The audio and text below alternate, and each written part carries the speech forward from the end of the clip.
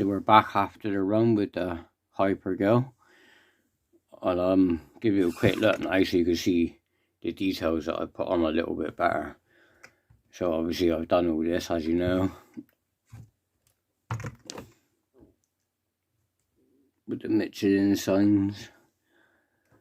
Obviously this is meant to be Sebastian Loeb, but I haven't got any Sebastian Loeb stickers at the minute. I'll try and get some at some point and change it to Sebastian Loeb. Oh yeah, I've also added some of these little catches as well. These are off of a different car. I even used different ones for the front as well. As you can see, I painted the exhaust. But yeah, I think just adding them a couple more details has made it look a bit better. But the main thing I was going to show you is the chassis thing. So as you can see, it already looks a lot different.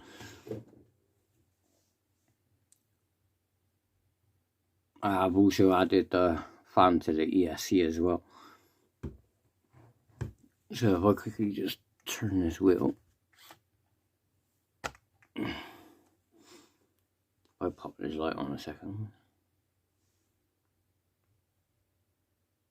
So as you usually know, there's like a big hole usually around here, but I've kind of managed to block it, and I'll tell you how I've done it all. Maybe I'll leave that light on. So literally you got a bigger hole here so you can access the gyro underneath, and then obviously your radio gear here. Obviously I disconnected all the lights and stuff before I took the shower, before I did this. So yeah, what I've done is I put a piece of plastic across here, about halfway, glued that on, then just bent this bit of plastic, glued that on, did the same here, and just put a flat piece over here, so you still got a bit of an air hole down here. And then with this bit on the front, I've used a bit of inner tube, I glued it on the inside here, and then just cut these holes to allow for the steering. Hopefully, I was hoping it would be a bit drier. Excuse me, guys. I was hoping it would be a bit drier so I could test it out a bit better to see how much dirt would exactly get in here. But as you can see, there are some bits. It's probably not going to be as bad as what it would be when it's all properly open. But yeah, I don't think it's going to do a bad job of keeping the dust out. If it had been dry over in the car park today, I'd have known a bit better, because obviously where it is wet. But it doesn't seem too bad in there. Obviously it's a little bit wet, but it doesn't seem too bad. Hopefully that'll make it a little bit better. I'll find out when it's more dry and dusty, is when I'll find out. So yeah, that's how I've done that. Also,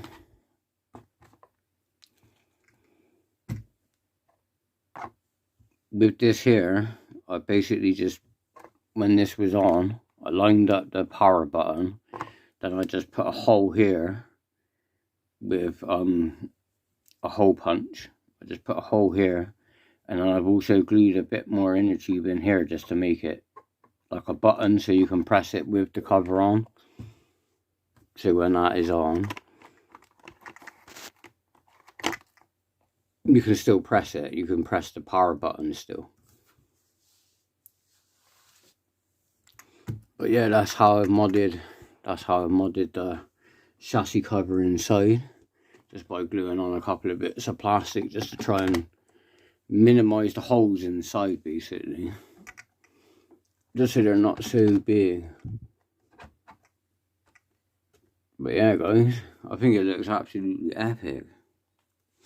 But there is a couple of things I did notice when I was driving it.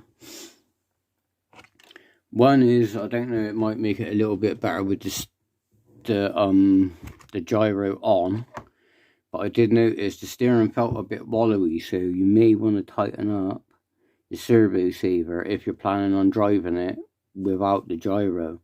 If you tighten this up, it should help the steering. Basically, I was finding when you steer and then let go, it wasn't quite centering itself, and it'd probably be because the steering servo thing needs tightening. The other thing is the throttle delay, guys. The throttle delay it kind of makes this car a little bit horrible to drive, I think. It's not too bad, you can deal with it, yeah, but it just makes it a little bit not as precise, like. So I'm hoping if I change the radio gear, I'm hoping that is what will fix that. I've seen a couple of videos on that where people have changed it and it has actually helped, so I don't know until I change the radio gear. But driving it with that delay is a little bit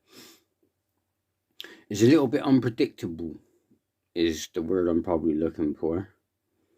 And the main reason I'm saying that is because obviously when you're pulling the trigger, it's got a slight delay before it takes off.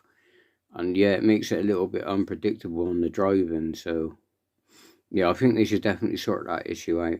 Anyway, on that note, guys, I'm going to leave it there. Please like and subscribe, leave any comments, and I'll see you next time.